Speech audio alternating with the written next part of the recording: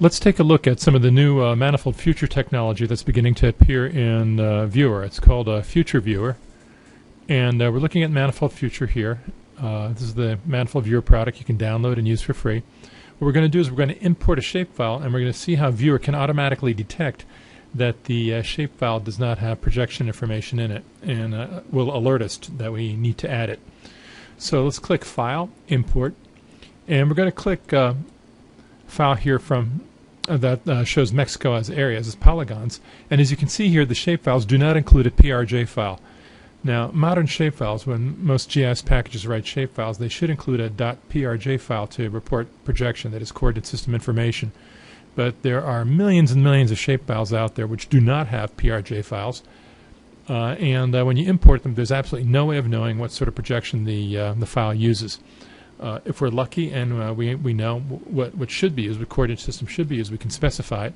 But that can be a hassle, and the problem is when you import this stuff and you're not warned about it by our GIS package.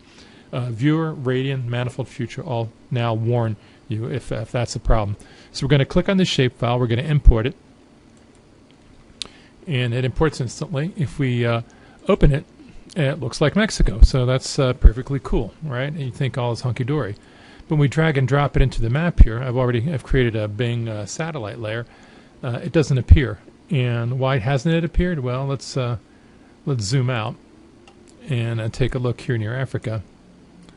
And the problem is that there's this little dot right here off the coast of Africa, which is that shapefile.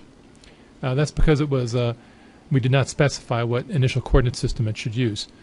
Now, other than the thing not appearing where it should be, the easy way that new Manifold Future technology makes possible is this contents pane. Let's click on the contents pane right here.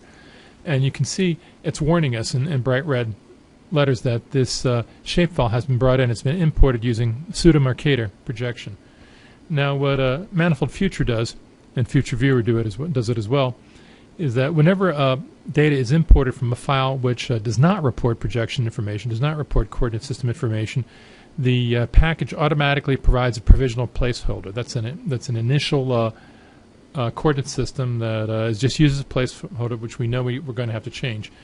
We click on the coordinate system picker thing here. We see that the button there. We see that there's only two choices. One is change coordinate system, which is not enabled, and the other is assign initial coordinate system. That's the only thing that it'll allow us to do. If we choose that, it gives us a variety of choices here of what we can use. We can either launch the full edit coordinate system dialog, which has thousands and thousands and thousands of projections that we can use, or we can choose one of the two favorites that's built into the package, latitude and longitude, or the pseudo Mercator projection that just about every web server uses. We can click Edit's Favorite here if we want to add an additional favorite. But since we know that this particular shapefile uses latitude and longitude, let's choose that as the projection, as the coordinate system to assign as the initial coordinate system. So I'm going to click latitude, longitude, and bang, it's instantly done.